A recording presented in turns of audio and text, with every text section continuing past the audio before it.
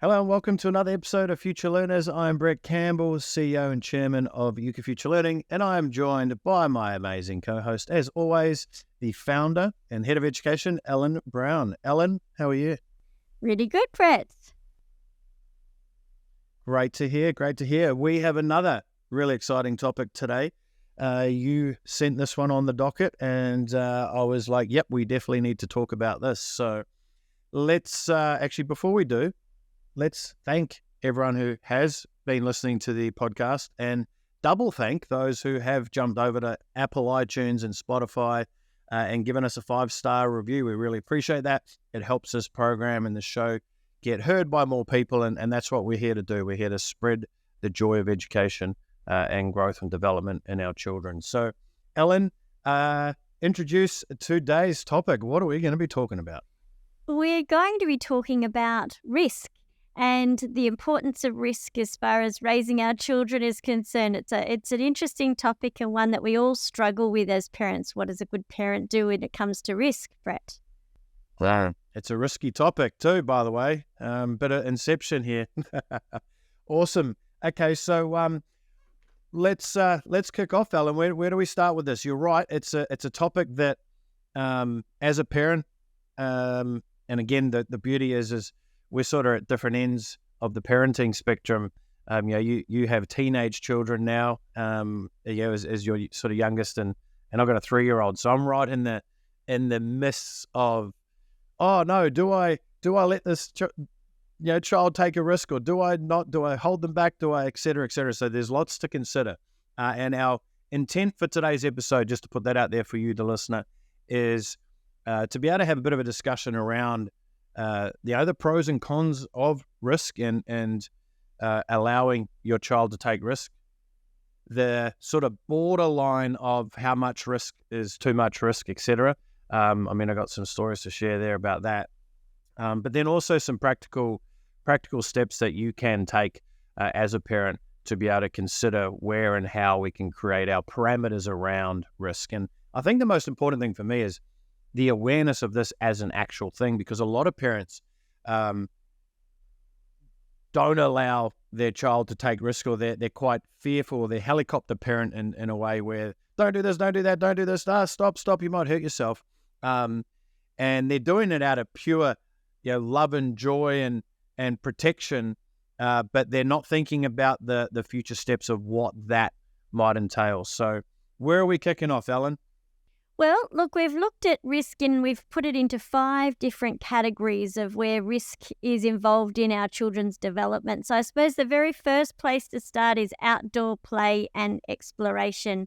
I've got to say that a conversation like this about risk, I find very inspiring, and I've found that, with them growing up over the years, every now and again I needed to be reminded about being purposeful with risk. So that's where this has come out from as far as I'm concerned. So outdoor play, exploration, why is risk important here, and how do we start to initiate opportunities for our kids to be a bit risky, and why should we do that? What are your thoughts on that, Brett?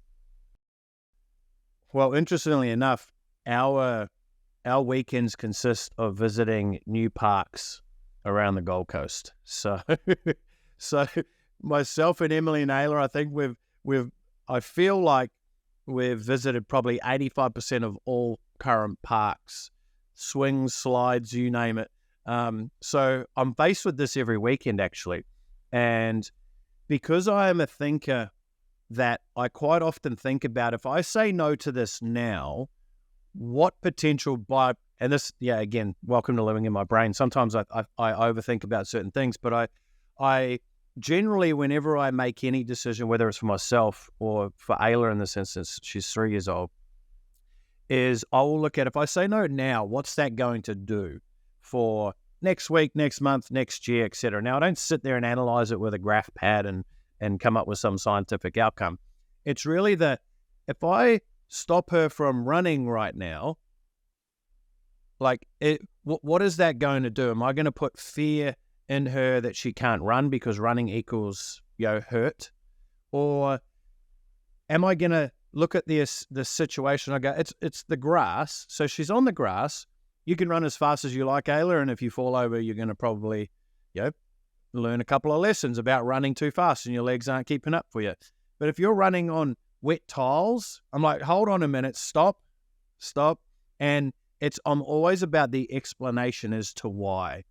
What I found quite early on was I'd be like, stop. And then it's like, actually, that's what I'm not even giving context to why I don't want you to do that. Or it's like, don't climb over that on the park because it's too high. Like, I would have to explain and go, watch out as you're walking across this because there's a gap here and you may fall through it. So you got to hold on. You got two hands here. And like, it's almost like you become a coach to your child. And because I deeply love doing that and I deeply love teaching her, it comes quite natural for me. But I will say this though, and if you ask Emily, because hey, that's always the fact checker, is if you go, does Brett naturally protect Ayla and limit her from doing things as a natural default versus being super lackadaisical? My natural default is to protect. So in the early days, I'd be like, oh, don't climb up there, or don't do this, or don't hang off the edge of the table. Yeah, because I was potentially fearful that she could fall, crack her head, and I'm like, I don't want to have to go take her to hospital and da-da-da-da-da. So I've ran the pattern, but I'm also like, well, what is the worst that could actually happen? And it was quite funny because my mum came and visited us. She goes, do you know what you did when you were 3 years old? And she goes, I was walking around the house one morning and I was like, where's Brett? And then she started getting real panicky and she was running around. She ran outside. She was like yelling my name, trying to find me. She couldn't find me. And then she heard a noise and she looked up and I'd somehow managed to get on the roof. Right, I was 3 years old. I'd climbed on the roof and I was just sitting up on the roof having a great old time. Now, I don't know how I got up, but when you look at kids in their development and they figure things out, now probably not the safest place for me to be, but it brought into a bit of context going, where is this coming from, right? And actually what I do want to do, because I did when you brought up this topic, there's this actually really cool study that's recently came out on the 2nd of October. And this really talks to this. So this is quite insightful. It's called Better Safe Than Sorry. Australian parents are among the most risk adverse in the world, which is an interesting stat. And this study, the three key points that really the study finds is that, and it was done by Deakin University, and they said researchers have found Australian parents are the most risk adverse in the world. The study found 4 in 5 Australian parents, 4 in 5, so 80% of Australian parents limited their kids' participation in risky activities. And then it says the study lead says it's important for kids' development to take risks at an early age. And the article goes on, and they surveyed, it was circa 700 people. But again, 80% is a really high tolerance. And when I look back at myself as a kid, I didn't really have too many barriers of don't do this, don't do that. It was almost like figure it out yourself within reason. So it's a very interesting one because I'm right in the middle and I'm constantly having to pull myself up from stopping to try and be Mr. Protection and go, oh, but she could fall and bang her head versus, hold on, there's a lesson to potentially be learnt here. Like I'm not going to let her walk around with scissors in the house right now, of course, but it's what are some things that I can get her to carry that, if she did break it, it would create a break and I'd be like, have to deal with that versus, no, you could do this, you could do that, because a child could make a mistake at any second with anything, to be fair. Yeah, it's really interesting, even just thinking back to what a playground looked like when we were young compared to what a playground looks like now. So for Ayla at 3 years old, there's lots of risky things still in a playground, but by the time our children are 8 and 9 years old, there's really not much left in the playground that provides opportunities for risk-taking for kids that are a little bit older, because we have safety first in every part of the playground. So I always find that interesting when I think back to how high the slippery dips were, without the sides, that you just would climb right on up there, So certainly things have changed. But one thing that you said that I think is really the key when it comes to, giving a tip as far as parents. It's so natural to say, be careful when your child's doing something or you can see ahead of what might happen. But I think it's very much like if you were changing lanes in the car and you had someone sitting next to you saying, be careful, be careful, be careful. It actually doesn't help you at all with making the decision and developing an intelligence. But like you said, if that person gave you information like there's a truck in your blind spot here, or you're wearing sandals and that might be slippery on this surface, or perhaps you're better off running on the grass. Those kinds of pieces of information mean that you are like a coach to your child. So you're not cutting off an opportunity to take risks, but you're giving them really helpful tips so that when they are taking risks, they're more inclined to find themselves being successful in that risk-taking opportunity. That ties back to a very important episode we did about 3 episodes ago, and it's all back to communication, right? This is why I'm such an advocate that there's nothing more important than communication on this planet, because you could have all the intent that you don't want your child to hurt themselves, but the way in which you've actually presented that information has potentially created hysteria around something, and you've actually made them overcautious, and then now they're overthinking, and then they create the accident themselves by that. But something you just mentioned there was a bit of a flashback, and I think also something that has absolutely shaped the lens in which we as parents now look through. And I remember when I went my first primary school, so I would have been 6 years old, 6 years old, and they were just pulling down the old playground, like it was being dismantled. And that playground was basically made out of like wooden power poles, and there was a big fire pole that was like 3 stories high that had no safety around it. To your point, like it was just, but children had been playing on that for years. Now, of course, there was a broken arm and a leg every so often. But then the new playgrounds come in, and then there's all these safety nets, and there's this and there's that. And then safety also gets doubled down and applied into the workforce. And, now you have to have 2 people bending your knees, doing this, doing that. Now, again, I agree with a lot of the introductions of some of these things, but it's almost like we've gone over the top with safety, and we've created such an environment where it's like, oh, if you do that, you might hurt yourself. Now again, this is probably not the greatest example, but if you've ever been to Bali, you can see the construction workers, they're standing on bamboo building buildings. Now, of course, it'd probably be better if they had shoes on and they were had harnesses potentially, but the regulations, that's the point that I'm really trying to tap on here, is there's so much more enforcement of regulation, which is naturally, I think, heightened or alarmed. And especially when you look at this, like that's 8 out of 10 parents.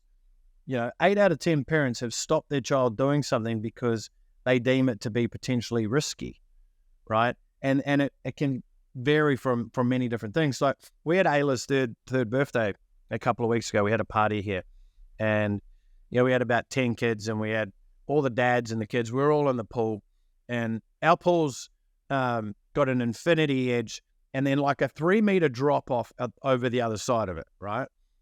And I said, like, all right, everyone sort of, don't come over to the infinity edge, and definitely don't put your kids on it or stand on it. And I turn around, and one of the dads, he just puts his son up, like 3-year-old son, on the edge of these tiles that, when wet, can be very slippery. And I turn around, and I'm like, what the, like, and I said to him, I said, mate, don't you dare do that on my watch. Like, put your son down. No one put their child up here. That to me is like over risk. Like there's zero need for that to be even like, if you look at the risk versus reward of that, he could have easily, because in my head, I automatically thought, again, because I'm running the scenario, I'm like, I know what it's like when you jump on something slippery, your feet can slip out underneath you and you don't move forward. You actually move, you go straight down and then potentially off, even backwards. And I was like, oh my gosh, like, mate. And I sat there and I was like, do you do that sort of stuff normally? Like, just because he's a boy, it doesn't mean you put him under even more, essential risk. But I was gobsmacked by a couple of the dads. And I was like, it made me question, go, am I being too strict? But I'm also like, no, because you can go and put your child on this side of the pool where there is no 3-meter drop off. And if they need a jump, they can jump, right? But even down so, and this is the other part, then one of the dads gets up and he's walking along these other tiles that I'm like, mate, what are you doing? Like, every kid's going to watch you. And then sure enough, 2-3 kids follow him along. And I'm just like, my goodness, which again comes back to, we are models of risk. Just because you are okay because you understand the consequences or you actually understand what may or may not happen here, right? So this happened with us where we had some tiles, it was raining and our outside tiles got wet and they actually get quite slippery. And I ran to get something on the tile and sure enough, right behind me, Ayla comes running. She slips up. Luckily she didn't bang her head, but she fell and she hurt herself. And I was like, oh my goodness. So I had to go through a whole teaching because I did it once. She's seen me do it once. I had to teach her probably 10 times post that you do not run on the tiles. And here's why we don't run on the tiles. And I had to show her an example. And I put water on the tile. And I'm like, put your foot over here. There's none. This is what happens when water's on. So I spent the time so that now she doesn't run on the tiles. So again, comes back to is teaching your child why this thing is risky and the consequences of that. Now, the only downside to that is sometimes I generally share this story of sometimes you just need to learn the lesson.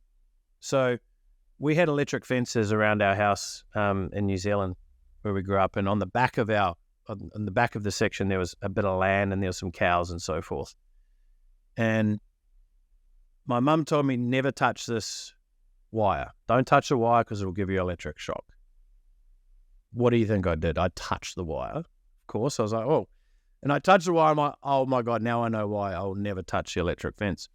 So, sometimes we need to, and it's almost to the point where, I don't know, and I'd love to hear what you did with your children. I look for opportunities of teaching moments, of lessons where I'm like, you know what?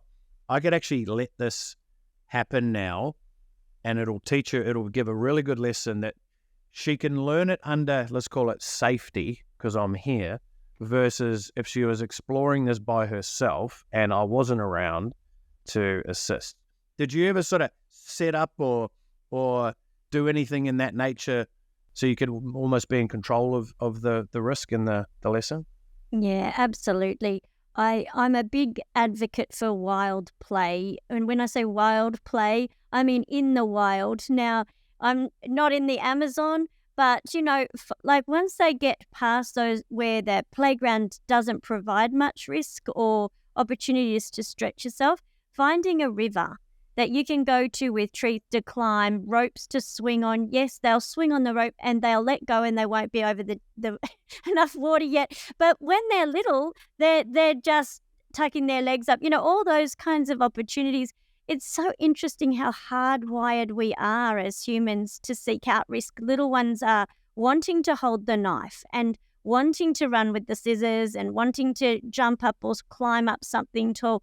It's something that's innately in us because by risking and stretching ourselves, we're going to improve our physical health and our problem solving and our resilience. All those sorts of decision making are enhanced but only when we stretch ourselves. So when it comes to, and I'll wrap up the outdoor play because that's what we all immediately come to when we think of risk taking with our kids is that outdoor play.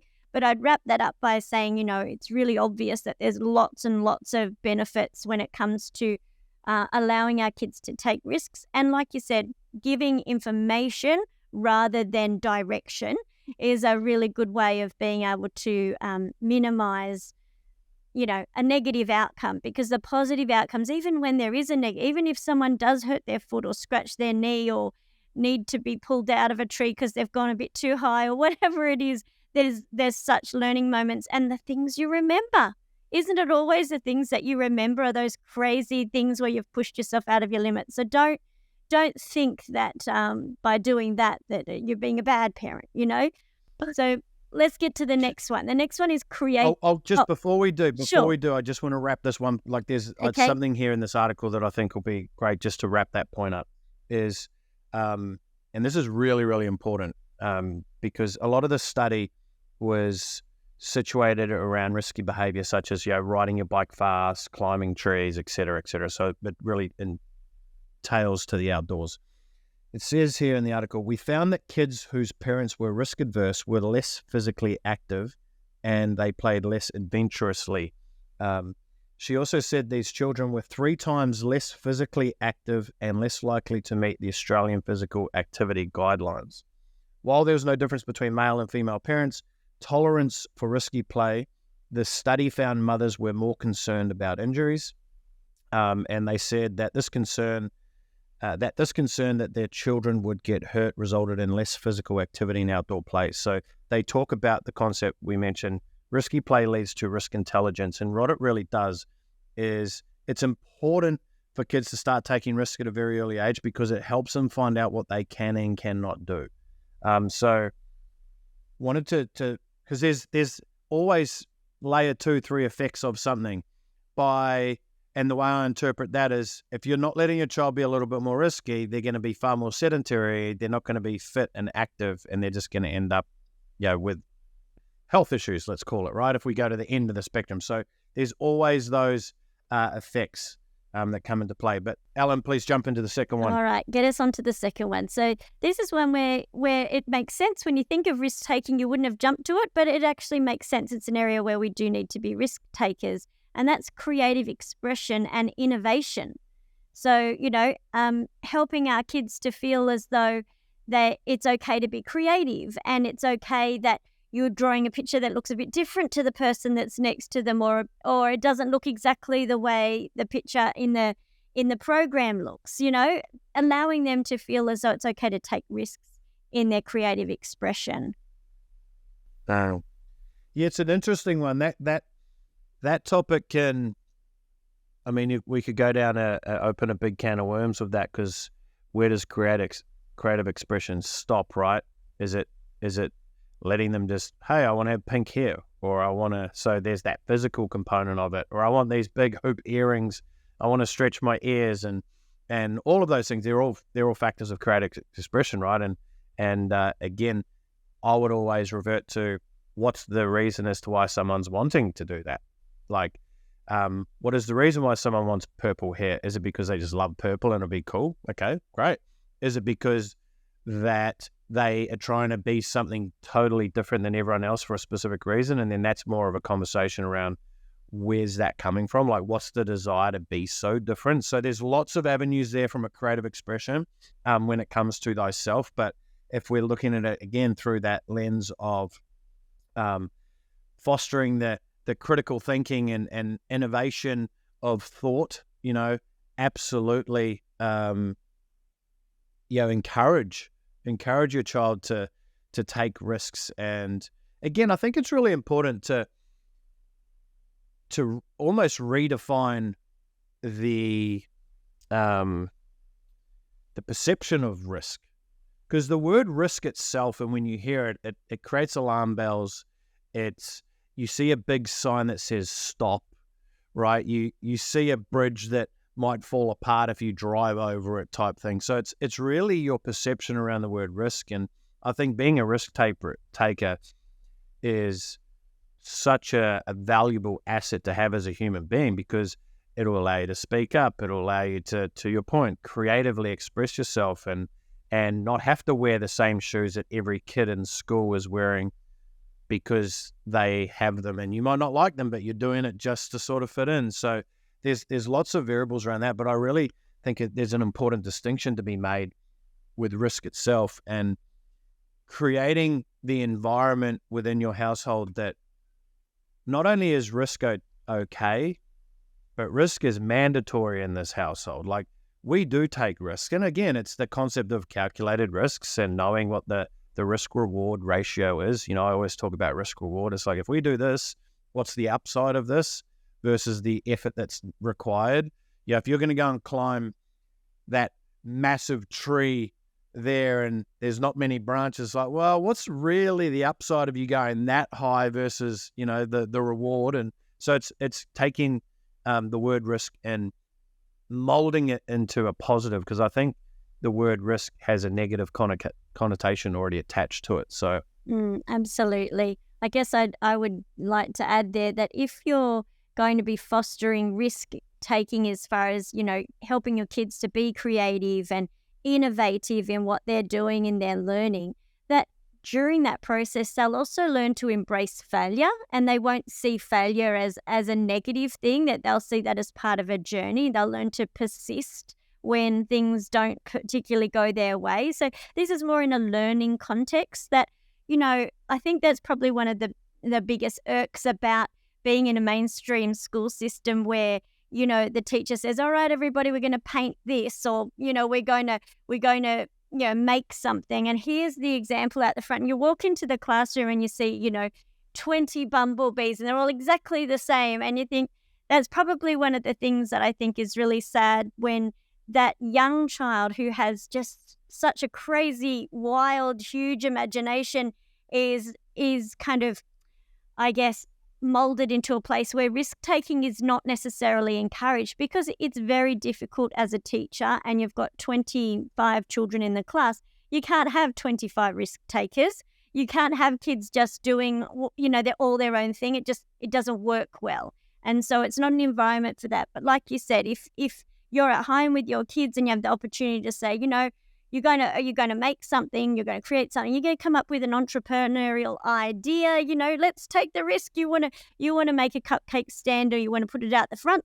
Why not? Let's take the risk. And it may not work. People may not come. And that might make your child think to themselves, well, I may have to think about where are the people, where's the traffic, and they're wonderful learning experiences. And if you're allowed to take the action, it means you don't go, oh, I'm defeated, it didn't work out. It means you develop the ability to bounce off that and go, okay, how can I improve that? And that's a wonderful attribute for your kids to have. yes, it's the creative freedom to seek a new way of doing something, and pattern recognition is very, very important. And you talked about being an entrepreneur in that mindset. Well, in that example, it's, if you want the fastest way to learn how to take risk and learn a lot of lessons, it is that core group of entrepreneurs. And entrepreneurs don't make up a large segment of society, but one thing, being one myself personally, and always having that ingrained in me, but I never grew up in an environment that was entrepreneurial either. And I think this is a really valuable lesson here, is if you have a child, and actually I'd love to do an episode, Alan, on just entrepreneurship for children. I'd love to do that one. But it's important because naturally some children are going to be far more risk adverse than others. All right, they're happy to just be the first. We had a friend in our friends group when we were about 10, 11, 12. He was the most risky person you would ever meet, to the point where we'd be climbing up trees and we'd jump out into the river, and we couldn't see the bottom of the river, so we made him jump first to see how deep it was. Like, he was like, yeah, I got it. Like, he would just do it all the time. Safe to say, he had a lot more injuries than us over his time. Goodness, that was a flashback. But so naturally, you might have a child that's super risk averse and they want to do all these crazy things. You're gonna have to sort of tone that down a little bit, or harness that energy. And then on the flip side, you're gonna have some children who don't want to do anything because they're just fearful of everything, right? And so there's no one shoe fits all here in this example. But just to wrap that point up around the expression of creativity, and if your child wants to go and do something for commerce, for reward, let them do it. Like, foster that, because it is the learning that anyone gets from anything. So when I was young, I was 11 years old. My first job, well, I say my first business, it wasn't a PTY Ltd. I didn't have a limited company, but I'd door knock up and down my street to ask for jobs, because I wasn't allowed any pocket money. If I wanted some money, I'd go and work for it. And I literally knocked on every single person's door and asked them if they had jobs. I'm like, do you have any jobs? Do you have any jobs? Do you have any jobs? It was like, no, no, no, no, no. I'm like, in that moment though, I didn't get discouraged by it because my goal of what I was working towards was so powerful that I could have been told no 1,000 times. And little did I know that was a strength at the time in some ways. Although a lot of neighbors told me to piss off because I'd just keep going back to their house the next day and ask if they have any jobs. But the point there as well is that it came natural to me, but there'll be some children who would do it and they might do it 2-3 times and they're discouraged by it. And instead of sitting down with your child and go, hey, let's talk about this. Like, do you still want the outcome? Like, do you still want to try and do that? And they might go, you know what? No, I don't anymore because of X, Y, Z. Or is it just because they've had a setback or they've failed a couple of times? Because that is the defining moments of those things there that you can either set your child up for, for success moving forward in life and going, you know what, let's embed this risk-taking mentality into you, put some safety guardrails around it. Or if you just go, okay, that's cool, let's do something else. Again, this is that coaching modality of, let's say you set up your lemonade stand outside and no one buys your lemonade. The kid could all of a sudden feel like this absolute failure because of whatever reason. But then you sit down and you talk to them about it and you go, okay, how can we do it better? What other changes can we do? Et cetera, et cetera. Let's do a leaflet drop around the neighborhood and let them know that I've got a lemonade stand this Saturday, right? But anyway, I digress. But the point there is we really need to foster why someone's wanting to take risks and why they're no longer wanting to take risks potentially. So there's always, the clues are always wrapped up within that. All right. So this third one, this one is definitely one that we talked about a little bit when we talked about raising brave and courageous girls. And it certainly doesn't matter whether you're, whoever you are, this is going to make a big difference. So it's actually risk taking when it comes to social interaction and communication. So allowing your kids and teaching your kids about taking risks. I don't know about you, I bet you're the same. When they're little, they don't weigh up the risks of talking to somebody who's standing right beside them. They can be standing in a line. I remember standing in a line and my little one turning around and going, oh, this is my best friend. And she does, what's your best friend's name? Oh, I don't know. What's your name? And I just think it's so amazing how kids just have this the complete lack of fear when it comes to the ability to be able to talk to other people. And I suppose it's one of the things that drew me to homeschooling when I met teenagers who had homeschooled all the way up. They'd never had those situations that made them feel like they shouldn't be talking comfortably with adults, like kids can sometimes have when they move into a school system with the teachers and things like that. And so the way their ability to be able to express themselves and talk freely and comfortably in any setting was something that really drew me to the homeschooling teenagers, and something that I'm very proud of with my own teenagers, that they're quite comfortable to look somebody in the eye and comfortable to talk about different topics. So helping our kids to feel comfortable in those sort of social interactions is really important. Yeah, that's a massive one, because you got to look at who you're raising and what is the outcome of lack of socialization with other human beings. We live in an era now where most people don't even know their neighbors. They walk past or they drive past and they don't even know their names or even last names or anything about them. Where when I grew up, I knew every neighbor in our street. The doors were open. We could run into everyone's houses. It was very, very different. Now, I also understand that times have changed and safety is obviously of paramount. However, in the same token, I think it's really more about awareness of the safety and this concept, like I mentioned a little bit earlier, around you have to have a harness, you have to be double bounded to this for security and da-da-da. Like, we've almost gone so far off the spectrum where it's like, don't talk to strangers. Where Ayla, and sometimes it breaks my heart, but she doesn't really know, but we'll be walking around Woolworths and she's like, hello, waving to people. It's because I want her, like, I walk past people and say hello to people because I think it's just a really nice, kind thing to do. If we're going to share space, right? Now, of course, there's the other end of the spectrum where it's like, well, that person could have been a mass murderer, but that's very, very far and few between in many cases, right? you're only saying hello. You're not saying, hello, let's go and hang out and play together, right? There's that's sort of instilling manners, I believe, like manners. And because I know the ability to be able to communicate with another human being, if you just had that as a skill, you'll get so far in life, because it plays into every aspect. Like, if you're afraid to say hello to strangers or just talk to someone on the bus or on the train or in the airport or anywhere, like, some of the best people I've ever met have just been random people that I've just been like, hey, how you doing? Like, on a flight, and you probably, most people will be able to recognize this, is you sat next to someone on an airplane and then you don't say a word the whole flight. You're going into land. You're like, oh, hey, so where are you going? Oh, and then you're talking for 5-10 minutes. You're, oh my God, I wish I'd have talked to you a lot earlier, right? Also, the opposite is true sometimes. But the ability to be able to openly communicate and acknowledge.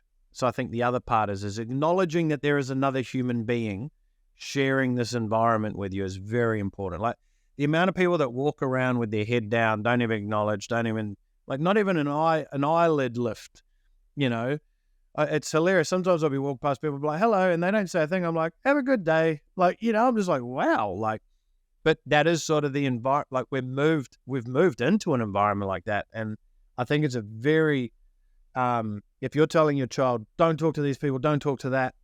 Now, again, there's nuance to this. I always want to make sure I wrap this up with nuance.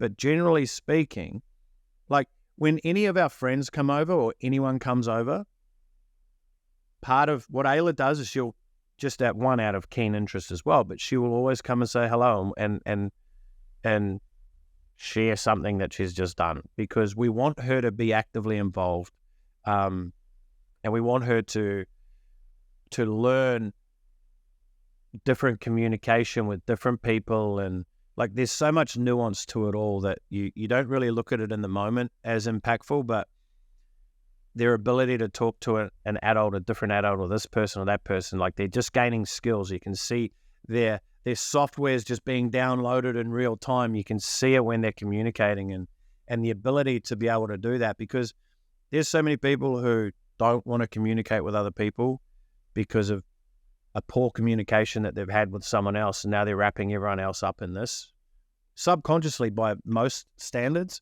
Like, most people are like, yeah, I just don't like doing it. So the ultimate test is you go to a networking event, right?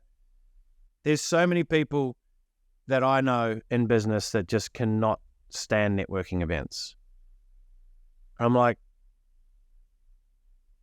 why would you not want to be able to communicate with someone else in a very similar boat as you and potentially understand and learn? Like, yeah, it's the approach to the situation in which you're entering, right? But I know a lot of it is because I've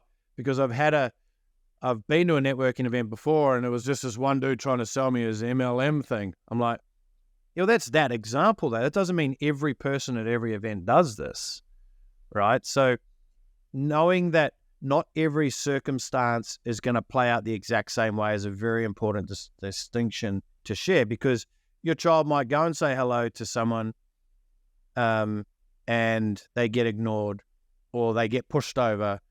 And it's like, oh, that right there, if I'm not taught, or I can't self-regulate that myself. Some children can. They can very well self-regulate. Okay, that was weird. I'm going to go do it again.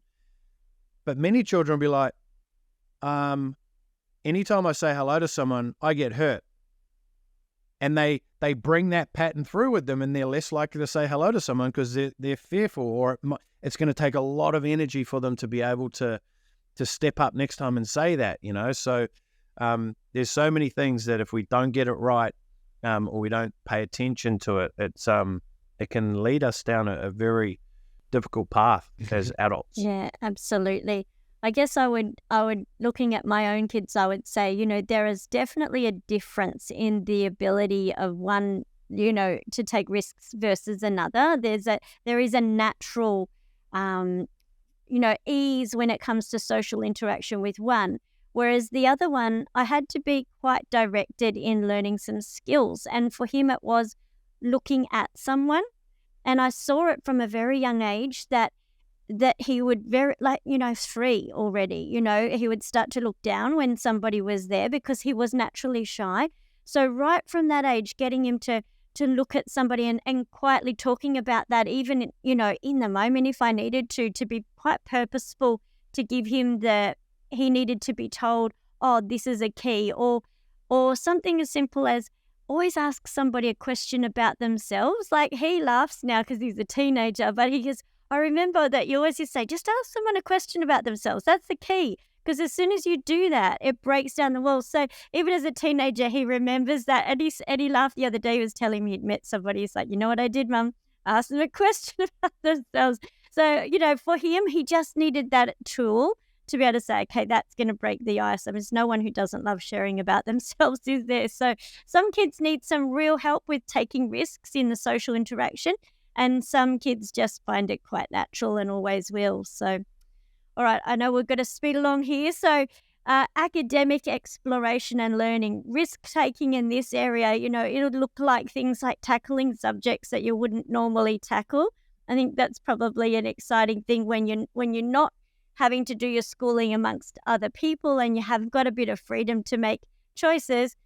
You don't have to say anymore, I'm dumb at maths. Like, who's to say you're dumb at maths? You obviously weren't taught the basics, or you didn't manage to catch on to them. So here's your chance to say, well, let's take some risks in subjects. Let's take some risks in what actually can I learn about? Because it's crazy when you realize that there's no boundaries to what you can learn if you're interested.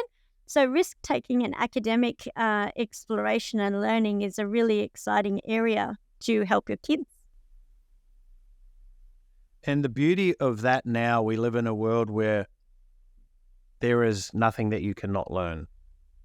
So we have commoditized education in many ways. Like, you could go and do a degree on YouTube by just going, you know what, I want to learn about this. And I often do this. So I go through cycles where I'm like, you know what, I will learn about World War II history. And I'm going to consume the next month, the books and the YouTube videos and everything I watch and read is going to be about this. Okay, this month I want to learn about conflict resolution. So I was like, I want to go and learn as much as I can in this. And the beauty is you don't need to do your 10,000 hours of mastery and you don't need to become an expert in everything. But what you might find is on your endeavor through that, all of a sudden you're like, oh my God, I'm absolutely intrigued and borderline obsessed about this information because it touches something within inside of you. And that's that recognition. This is why I get so passionate about communication as a topic, because I've seen how communication has helped shape me when I didn't understand what it was. And then I started to understand what it was. And then I learned business, and then I learned like marketing, and then I learned psychology. And I'm like, oh my God, the more and more and more I realized that communication is just the most top of the spear thing that we could be focused on, that has the most trickle on effect out of anything from my perspective, is I'll just go deep and deep and deep on it. And the beautiful part is, if we tie it back to even like what we provide with Euka, is even in our grade 9 and grade 10, we have over 120 different electives, right? So you can try photography. Oh, you don't like it? Cool. Don't do it. Go and try another thing. Like, that's the beauty of the world in which we live in. You don't need to, I went to university, only lasted a year, because I got to the end of the first year, I was like, oh my gosh, I cannot do another 3 years of this. Like, I can go and learn this way quicker, way faster.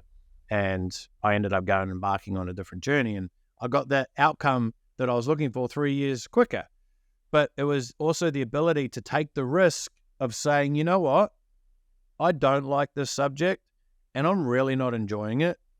Now you understand that, am I not enjoying it because you're just finding it hard and you're not enjoying the struggle that you're having versus the subject? Because that's another very important distinction.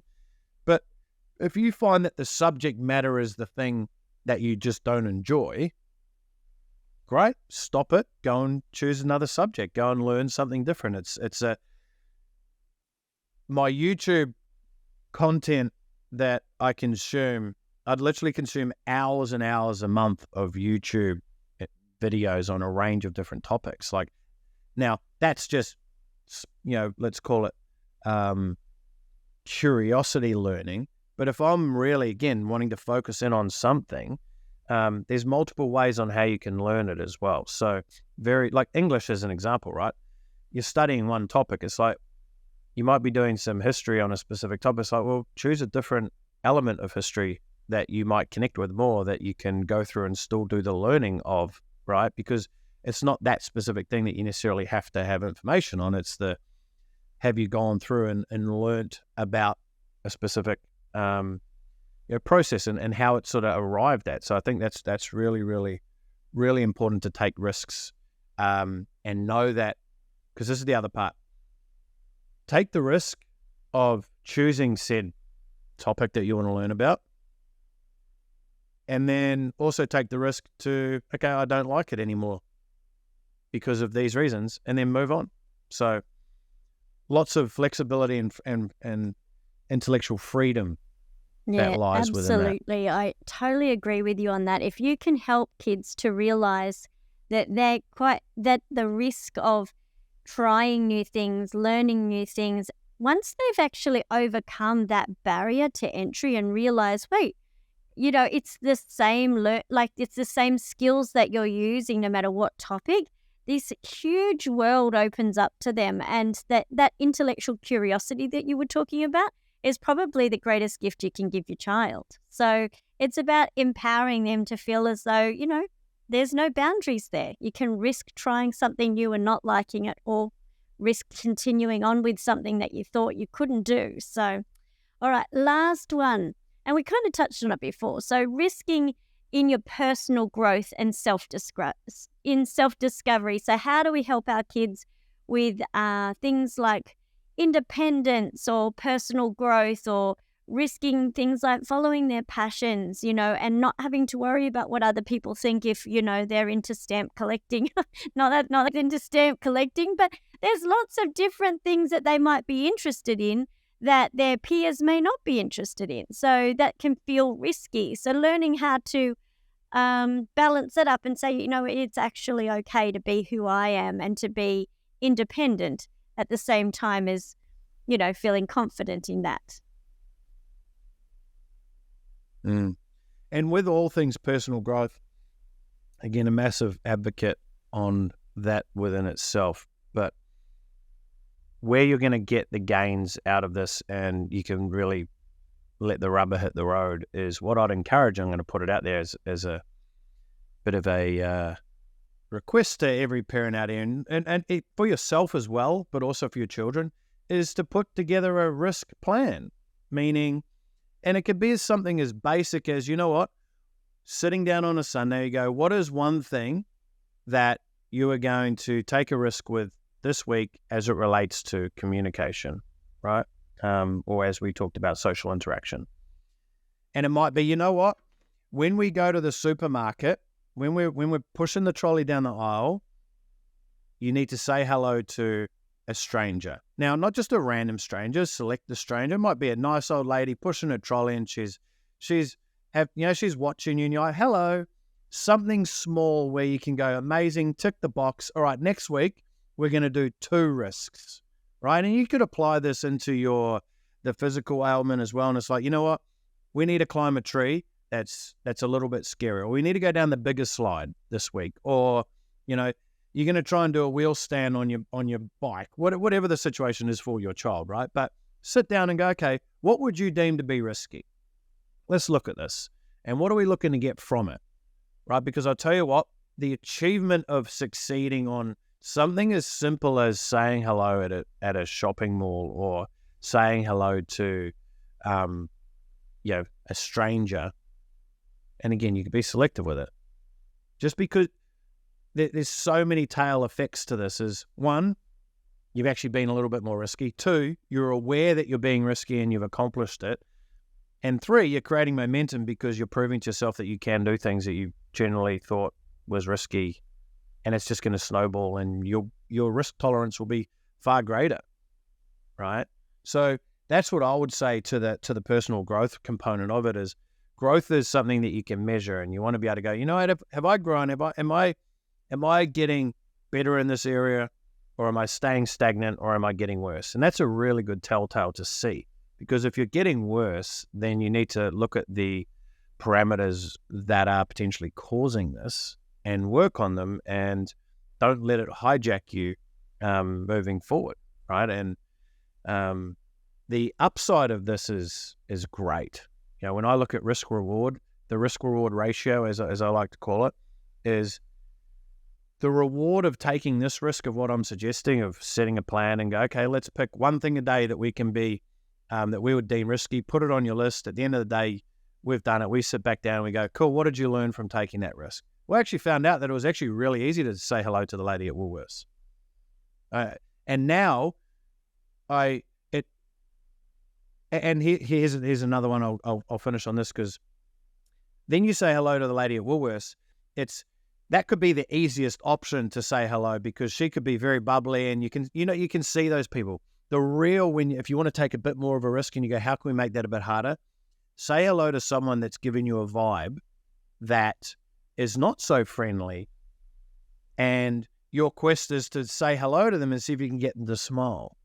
And you'll be so surprised, because I do this constantly I just love to do it, to see, just the test of psychology of people. And for some people, what you don't realize is they might just be having a really bad day and they look like they don't want to talk to you and they don't like you, etc. But by you saying hello, you might have just given them a little bit more hope and humanity, right? So there's so many beneficial effects of taking these small risks. But Ellen, on that, we've packed in a lot for this episode. Well, there we have it. Thank you so much for tuning into this episode.